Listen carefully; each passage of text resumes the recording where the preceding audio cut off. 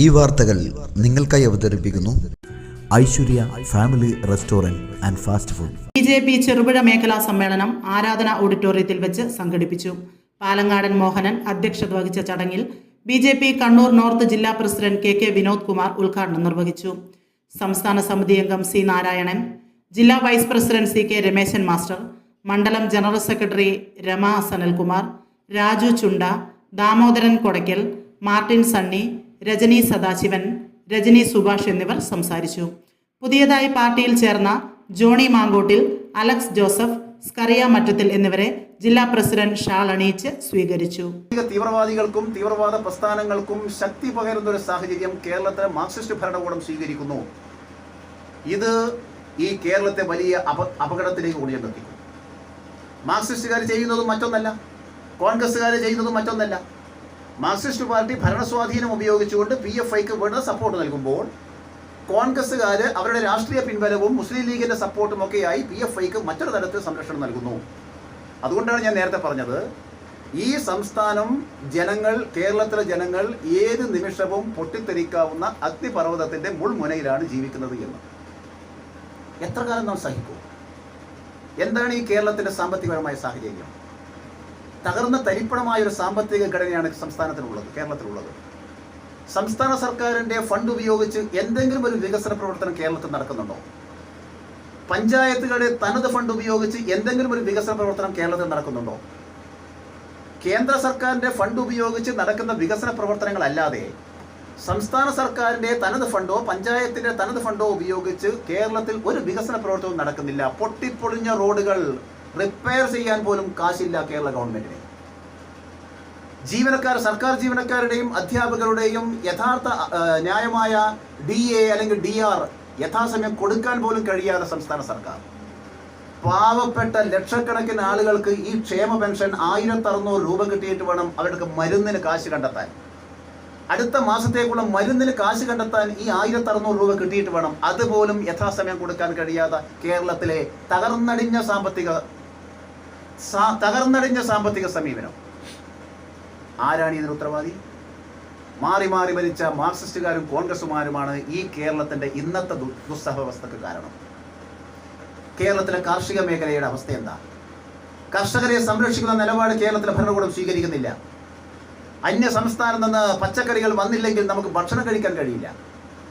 അന്യ സംസ്ഥാനത്ത് മുട്ട വന്നില്ലെങ്കിൽ കേരളക്കാർക്ക് ഓംലെറ്റ് കഴിക്കാൻ കഴിയില്ല. എന്തുകൊണ്ട് കേരളത്തിലെ കർഷകർ കാർഷിക മേഖലയിൽ നിന്ന് അന്യം നിന്ന് പോയി? അവരെ സംരക്ഷിക്കാൻ, അവർക്ക് പ്രോത്സാഹനം നൽകാൻ, അതിന് വേണ്ടുന്ന പിന്തുണ നൽകാൻ ആവശ്യമായ ഒരു സഹകരണവും ഒരു സമീപനവും കേരളത്തിൻ്റെ ഭരണകൂടത്തിൻ്റെ ഭാഗത്ത് നിന്നുണ്ടായില്ല. കേരളം അത്രമാത്രം തകർച്ചയിലേക്ക് പോവുകയാണ്. വ്യാവസായിക രംഗത്ത് കേരളം തകരുന്നു. തൊഴിൽ മേഖല നോക്കൂ, കേരളത്തിലെ വിദ്യാർത്ഥികളുടെ ചിന്ത എന്തായിരുന്നു? മുമ്പൊക്കെ കേരളത്തിൽ നിന്ന് ആളുകൾ അന്യ രാജ്യത്തേക്കോ അന്യ സംസ്ഥാനത്തേക്കോ പോകുന്നത് തൊഴിലിന് വേണ്ടിയായിരുന്നു. ഇന്ന് പഠിക്കാൻ വേണ്ടിയാണ് കുട്ടികൾ അന്യ സംസ്ഥാനങ്ങളിലേക്ക് പോകുന്നത്. +2 പഠിച്ചു കഴിഞ്ഞാൽ ഡിഗ്രി, BA, BCom, BSc പഠിക്കാൻ വേണ്ടി പോലും അന്യ സംസ്ഥാനത്തേക്ക് പോകുന്നു. പ്രൊഫഷണൽ വിദ്യാഭ്യാസത്തിന് വേണ്ടി അവർ മറ്റ് സംസ്ഥാനങ്ങളെ ആശ്രയിക്കുന്നു. നോക്കൂ, ആർട്ടിഫിഷ്യൽ ഇൻ്റലിജൻസിൻ്റെ കാലഘട്ടമാണ് നമ്മുടേത്. ആ ആർട്ടിഫിഷ്യൽ ഇൻ്റലിജൻസിനെ അധിഷ്ഠിതമായിട്ടുള്ള വിദ്യാഭ്യാസം സാങ്കേതിക രംഗത്ത് കേരളം കൊടുക്കുന്നത് എത്ര കോളേജുകളിലാണ്? എഞ്ചിനീയറിംഗ് കോളേജിലുള്ളത്. AI എന്ന് പറയുന്ന കോഴ്സ് കേരളത്തിലെ വിരലെണ്ണാവുന്ന 2, 3, 4 എഞ്ചിനീയറിംഗ് കോളേജിൽ മാത്രമേ AI വിദ്യാഭ്യാസം കേരളത്തിലെ എഞ്ചിനീയറിംഗ് കോളേജ് നൽകുന്നുള്ളൂ. കർണാടകത്തിൽ പോയാലും തമിഴ്നാട്ടിൽ പോയാലും മഹാരാഷ്ട്രയിൽ പോയാലും ആന്ധ്രയിൽ പോയാലും രാജ്യത്തിലെ മറ്റു പല സംസ്ഥാനങ്ങളിലും ഒട്ടുമിക്ക എല്ലാ എഞ്ചിനീയറിംഗ് കോളേജിലും AI അധിഷ്ഠിതമായ വിദ്യാഭ്യാസം കൊടുക്കുമ്പോൾ കേരളത്തിൽ AI വിദ്യാഭ്യാസം കൊടുക്കുന്ന കോളേജുകളുടെ എണ്ണം 2, 3, 4 മാത്രമാണ്. വിദ്യാർത്ഥികൾ ഹതാശരാണ്, നിരാശരാണ്. കേരളത്തിലെ വിദ്യാർത്ഥികൾ തന്നെ പറയുന്നു, എന്തുകൊണ്ട് നിങ്ങൾ അന്യ സംസ്ഥാനങ്ങളിലേക്ക് പോകുന്നു എന്ന് ചോദിക്കുമ്പോൾ കുട്ടികൾ തന്നെ പറയുന്നു, കേരളത്തിലെ സിലബസ് അപ്ഡേറ്റ് അല്ല. കേരളത്തിൽ ഇന്ന് പഠിപ്പിക്കുന്ന സിലബസ് എന്ന് പറയുന്നത് 20 or 25 കൊല്ലം മുമ്പുള്ള അതേ സിലബസ് ഇന്നും വെച്ച് പഠിപ്പിക്കുകയാണ്. നോക്കൂ, നാടിൻ്റെ ആവശ്യങ്ങൾക്കനുസരിച്ച്, നാടിൻ്റെ ഇന്നത്തെ സാങ്കേതിക വിദ്യക്കനുസരിച്ച്, ഉയർന്ന ശാസ്ത്രബോധത്തിൻ്റെ അനുസരിച്ച് ആ സിലബസ് അപ്ഡേറ്റ് ചെയ്യാൻ നമ്മുടെ ഗവൺമെൻറ് മെനക്കെടുന്നില്ല. ഇന്ന് രാഷ്ട്രീയം വെച്ചുകൊണ്ട് കേരള ഗവൺമെൻറ് കളിക്കുകയാണ്. ഗവർണറുമായി ഏറ്റുമുട്ടാൻ VC-മാരെ ഉപയോഗിച്ചുകൊണ്ട്, രജിസ്ട്രാർമാരെ ഉപയോഗിച്ചുകൊണ്ട് കേരളത്തിൽ ഗവർണറുമായി ഏറ്റുമുട്ടാനുള്ള സാഹചര്യങ്ങളും സൗകര്യങ്ങളും പിന്തുണയുമാണ് കേരള ഗവൺമെൻറ് കൊടുക്കുന്നത്. ആരും കൊതിക്കുന്ന രുചിയുടെ പെരുമ തീർത്ത് പകരം വയ്ക്കാനാവാത്ത സേവന മികവുമായി ചെറുപുഴ ചിറ്റാരിക്കൽ റോഡിൽ നല്ലോമ്പുഴ ഗ്യാസ് ഏജൻസിക്ക് സമീപത്തായി പ്രവർത്തനം ആരംഭിച്ചിരിക്കുന്നു Aishwarya family restaurant and fast food.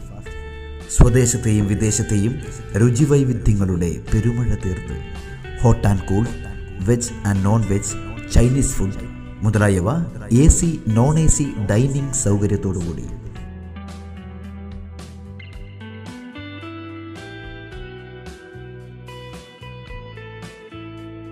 വിശാലമായ പാർക്കിംഗ് ഏരിയ സൗകര്യത്തോടുകൂടി. കൂടാതെ mini auditorium, party hall, dormitory സൗകര്യവും ലഭ്യമാണ്. പാർട്ടി ഓർഡറുകൾ മുൻകൂട്ടി സ്വീകരിക്കുന്നു. Mobile number 9495695342.